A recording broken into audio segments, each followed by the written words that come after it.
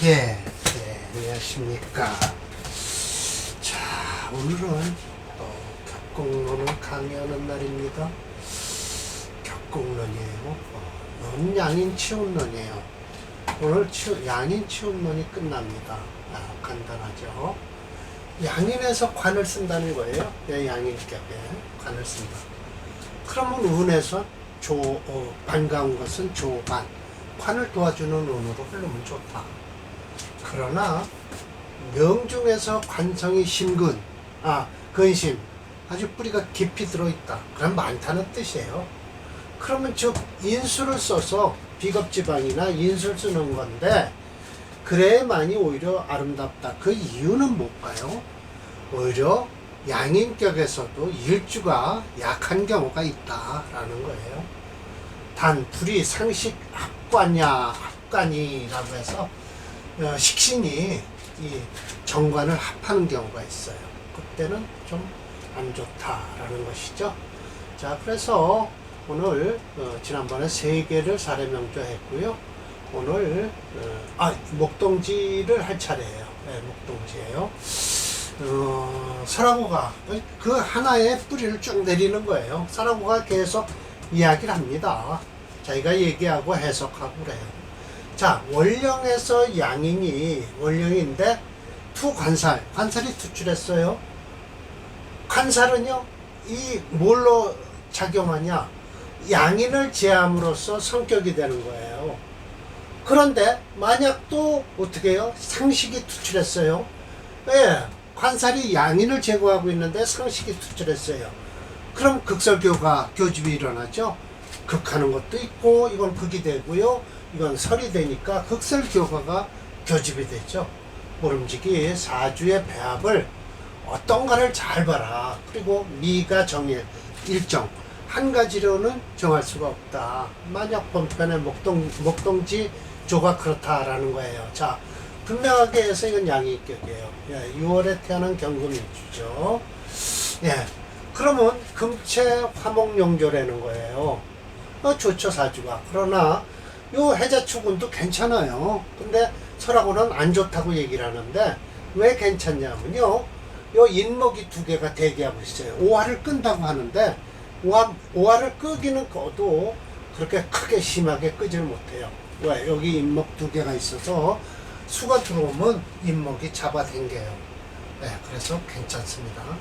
안 좋다고 했는데 그렇게 안 좋은 건 아니에요. 자, 역평자에 평주자의 설하고 설명을 하고 있어요. 이 사주에 대해서. 원령이 양입니다. 맞아요. 용오화, 여기 오화가 있죠. 관을 써서 양인을 제한다. 파급금 하는 거예요. 용신이 오화라는 것이죠. 또 개수가 투출해서 관을 상하게 하는데, 상관이 아니라 사실은 개수가 상관이에요. 사실은요. 합격이 됐다. 반가운 건 시상의 무토가 이렇게 무게 합을 해서 좋다는 것이죠. 그거 잘 봤습니다. 그러면서 관과 양인이 의연, 뭐에 의지하냐? 의연이 마땅히 의연이 성격이 됐다라는 거예요. 양인격에 관을 쓰니까 요 상절에 양인용 관과 비슷하다. 상동. 그러나 인호 회국을 해서 인호 회국을 해서 어떻게 재생관왕, 재성이 관을 생해서 왕하다. 반가운 것은 인수 비겁지지다. 이건 말 잘못하는 겁니다. 인수는 뭐예요? 토요. 비겁은 뭐예요? 금이죠. 아니에요. 절대 그렇지 않습니다. 그러니까 일주가 약하다라고 또 이렇게 엉뚱하게 해석을 해요. 왜? 재생관왕하니까. 화가 너무 지나치게 강해서 일주가 약하다라고 하는데, 이 사주 그렇지 않습니다. 금이 강합니다. 이기시 끓이는 것은 또 상식이다. 상식은 뭐예요? 이 개수라는 거죠. 참, 왜 그러냐면 이렇게 자수가 충오아니 일주가 약하다고 하면서 이렇게 인호하고 그래서 또 엉뚱한 소리를 하고 앉아놓은 거예요. 이 비겁과 비거분과 인수운이 좋다고 해놓고 아유, 참. 자수운이 자수가 충호하니 결국은 비가운 아름답지 않다라고 했죠. 그러나 아니에요. 그렇지 않습니다. 저 인목이 두 개가 딱 기다리고 있어서 수운이 들어와도 그렇게 나쁘질 않아요. 물론 프로그램에선 뻘겋게 나오죠. 나오게요. 왜? 화가 용신이니까요. 예. 또 살아가고 왔다 갔다 한다니까요. 예. 여상절에 양인용 관상동이다. 인호 회국을 해서 재생관살에서 희행, 이거 보세요. 인수 비겁 지방으로 가면 결국 재생관에서 일주가 약하다는 것인데 6월에 태어난 경금일주는 양인격으로 오화 관성을 써서 재인의 양인을 눌러줘야 돼요. 그런데 소라고는 자수가 충호해서 결정적으로 아름답지 않다 이렇게 얘기를 해요. 네, 그리고 제가 또 얘기를 하죠. 묘하게도 지지에 인목이 두 개가 있어서 수생목, 목생화 해서 자수충호를 막을 것이다 라고 저는 이렇게 결론을 내린 겁니다. 그리고 이 사주는요 금체 화목용조예요. 예, 그래서 천간으로 갑을병정 무기 기묘대운으로 흘러 호응이다 라고 했습니다. 맞습니다. 자 봅시다. 목동지라고 했죠. 예, 목동지. 오늘 사례명주 3개 있습니다. 여기 있습니다. 목동지. 네. 물론 지금 어립니다. 11살에 여기 들어와 있어요. 구대운이라. 지금 좋아요. 네, 술토도 좋고요. 이 해자 축운이 안 좋을 것이다 라고 했는데, 물론 축은 안 좋을 것 같습니다. 그 이유. 유축 금국을 해서 강한 금을 생한이 안 좋은데, 해자운은요, 그래도 이 인목 두 개가 있어서 막아줍니다. 네. 이 경진대운은 안 좋겠죠.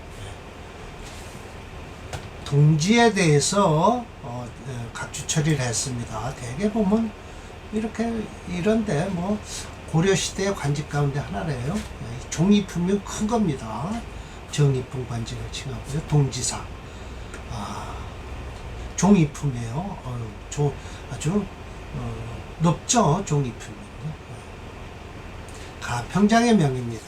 자, 이 사주도 엉뚱하게 설명을 하고 있어요. 평주자인 설하고는 차본편 가평장의 명이에요. 정과 기는 동로고 오화에 들어있다. 그러니까 여기 오화 속에는요 기토도 들어있고 정화도 들어있어요. 병화도 들어있고요. 예. 그러나 인호 회국을 해서 이렇게 회국을 해갖고요. 양인이 위인, 인성으로 변했다라는 거예요. 그 인성으로 변하든 양인이 됐든 이 사주도요 화채예요. 화채. 인수가 강합니다. 화채예요. 예, 목생화에서요. 예, 그래서 연시에 갑인, 연과 시에 갑인이 있죠. 네, 그래서 뭐 이 경금을 쓰는 것이 아니라 화채 수금용조인데요. 수가 없어요. 예, 그래서 금운이 좋고요. 수는 그렇게 좋지는 않습니다. 사실은 그 이유가요. 칠살이 지나치게 강해요. 예, 그래서 재성은 별로 그렇게 썩 좋은 운은 아닌데, 그래도 화채 수금용조에 금토로 흐르는데 뭐 수도 괜찮을 것 같긴 한데요. 좀 봅시다. 칠살 태왕하다. 예, 간목이 태왕하다는 거예요. 반가운 것은 인신충이다. 그리고 경금이 또 이 간목을 제하고 있다. 예, 오히려 제재하는 게 태과하다. 이 금이 지나치게 태과하다고 하네요. 또 그러면서 반가운 것은 신중에 임수가 윤택한 것이 좋다라고 해요. 참 엉뚱한 소리를 하고 앉았습니다. 사화불영. 그래서 불로서 화를 그렇게 뜨겁게 하지 않는다는 거예요. 토부죠. 예, 토도 메말르게 하지 않는다. 근데 토가 솔직한 얘기로 이 뭐죠? 뮤토 하나라 뭐 메말르든 말든 일간은 별로 볼 필요 없습니다. 비록 원령이 양인이지만 이 귀입 살인격이다 라고 했어요. 살과 양인격이다. 조금 꺼리는 건 견강, 그러니까 이렇게 강하는 걸 끌어들였을 뿐이다 라고 해서요. 행운에서는 임신계유가 아름답다 라고 했습니다. 임신계유. 그러니까 화체 수급 영조를 제대로 보고 나서도 엉뚱한 소리를 하고 있는 거죠. 예, 참. 자, 오랜만에 이제 제대로 감명 하나 했습니다. 올해부터 서라고, 예, 맞습니다. 그래서, 화체 수급 영조예요. 예. 제대로 하나 설명했어요. 그러나 왔다 갔다 한 건 맞습니다.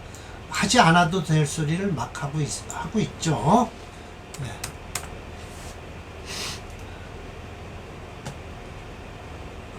사람 이름을 잊어버렸네요. 누굴까요? 예, 가평장.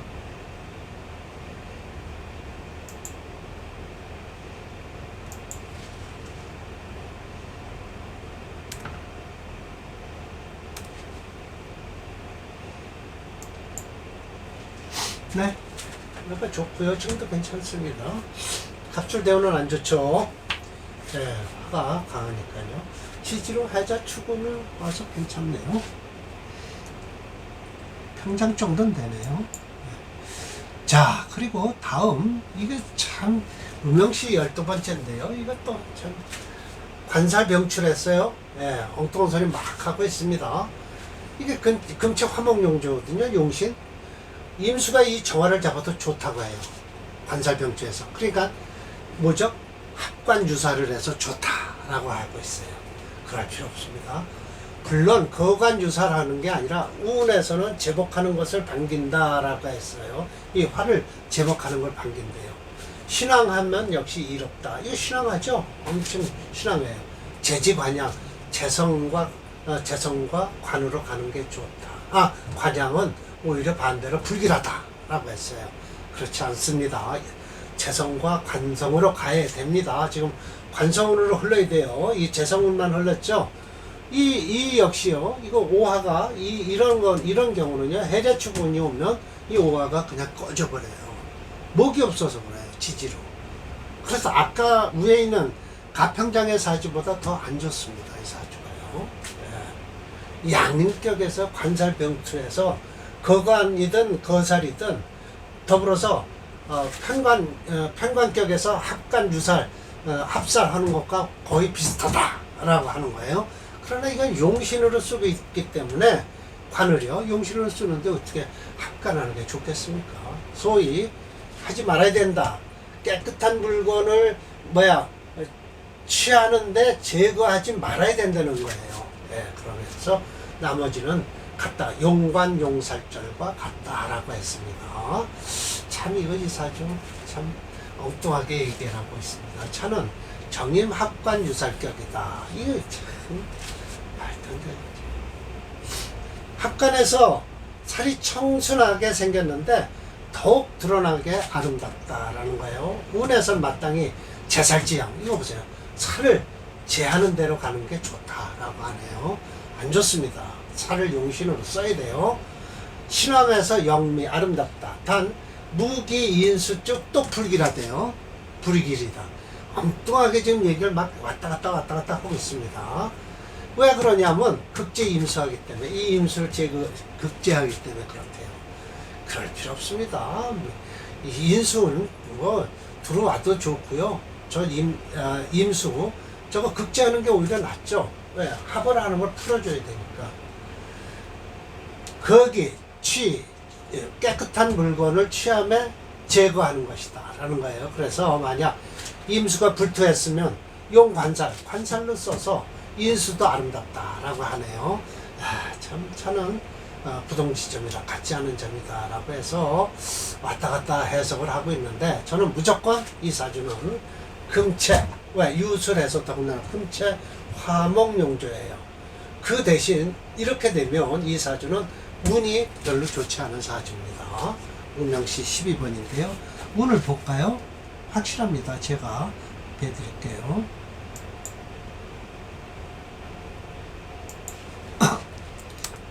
이런 건 사람 명절은 둘 필요도 없어요.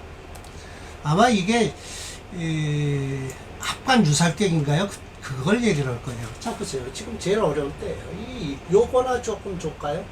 네, 그렇지 않으면 합관 유살격으로서 격은 격이지만 양인격의 합관 유살이 되면 안 되죠. 용신을 관을 써야 되는데요.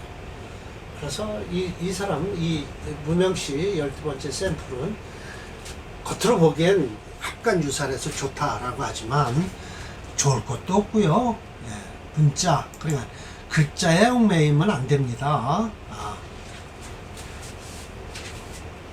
심해청 원문에 물론 거간유살이라고 하였는데 설하고는 정임합간유살, 합간즉 살청, 살이 청해서 순수하다.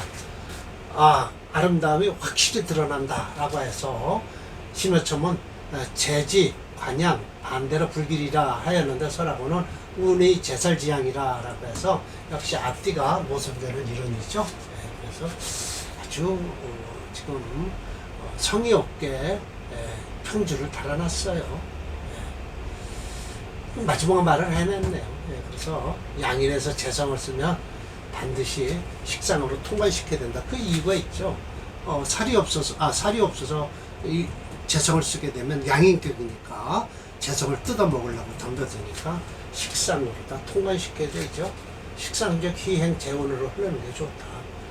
그런 운은 걸럭과 동일하다라고 하면서 걸럭이나 양인이나 똑같은 격이에요. 불최라고 해서 더 이상 군더더기 말을 달지 않겠다라고 하네요. 불최라고 하면 더 이상 군더더기 말은 달지 않겠다라는 뜻입니다. 자, 다음 강의는요, 걸럭 월급격을 준비해서 강의를 하도록 하겠습니다. 자, 마치겠습니다.